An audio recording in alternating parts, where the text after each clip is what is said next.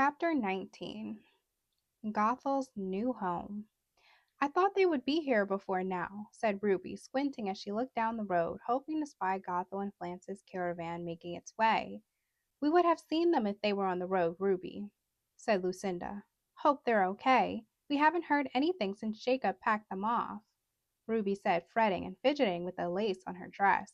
The Odd sisters looked around their friend's new home. It was a country house, really, larger than a cottage, as Jacob had described it in his letter, but decidedly smaller than what Gothel was used to in the dead woods. The Odd sisters thought Gothel could be happy there, though.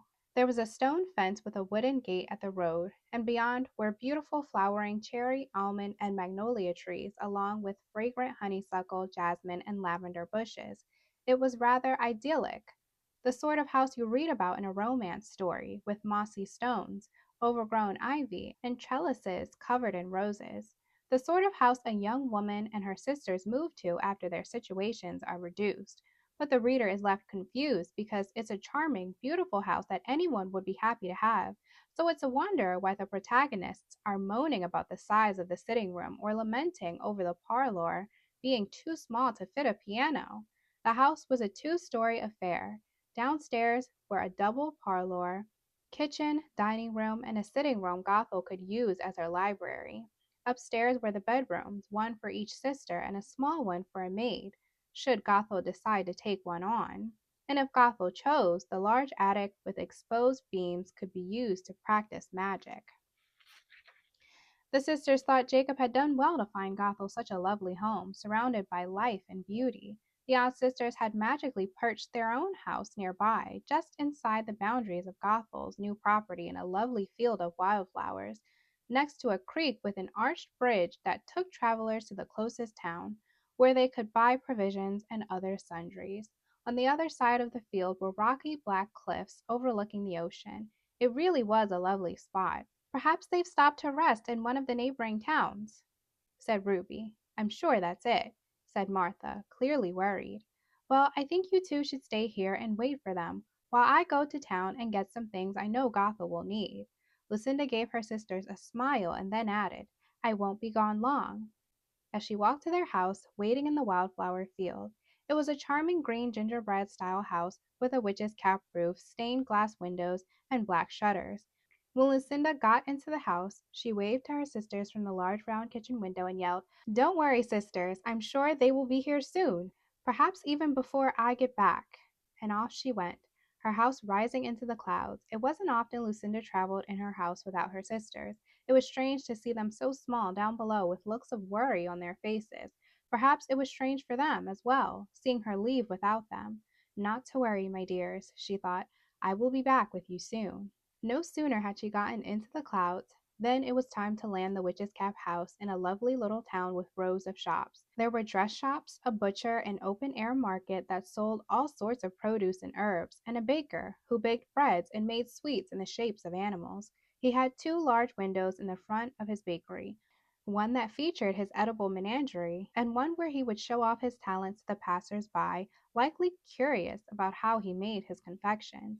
Lucinda loved the idea of Gothel's walking the cobblestone paths, awestruck by the shops. She almost felt guilty for doing the shopping for her, taking that pleasure away from her, but she knew Gothel would be exhausted when she arrived at her new home, and Lucinda wanted her to be comfortable in her new surroundings. Lucinda's first stop was a dressmaker and notions shop. It was called Fripperies, which she found amusing. She noticed in the window of the shop there were little cards offering and requesting various services. When Lucinda walked into the store, the brass bell overhead rang, getting the attention of the proprietress, who was busy behind the counter putting away spools of ribbon. Hello, may I help you with something? Asked the woman, eyeing Lucinda, who was suddenly thankful she had been thoughtful enough to wear something nondescript. She was wearing a simple dress the color of eggplants, trimmed in delicate black lace, and none of her normal ornamentation in her hair.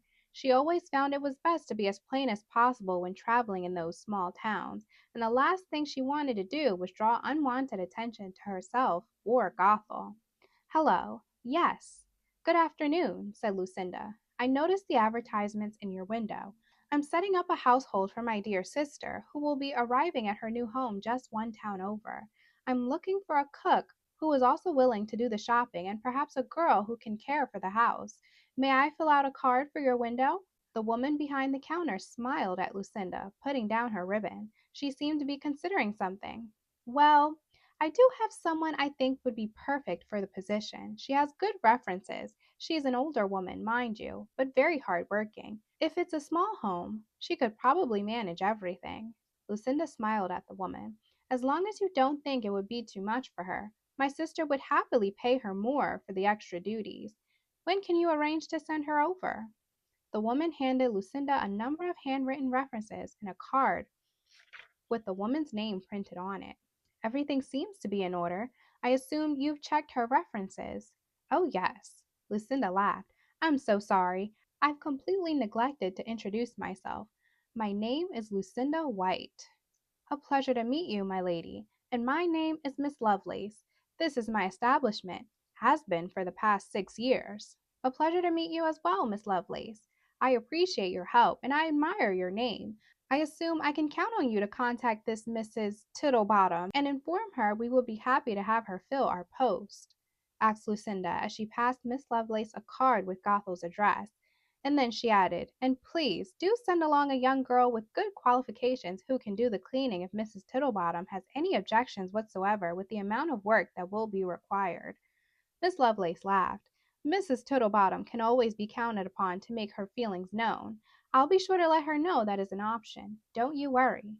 "Good. And we will provide a carriage to pick up her and her things when she is ready.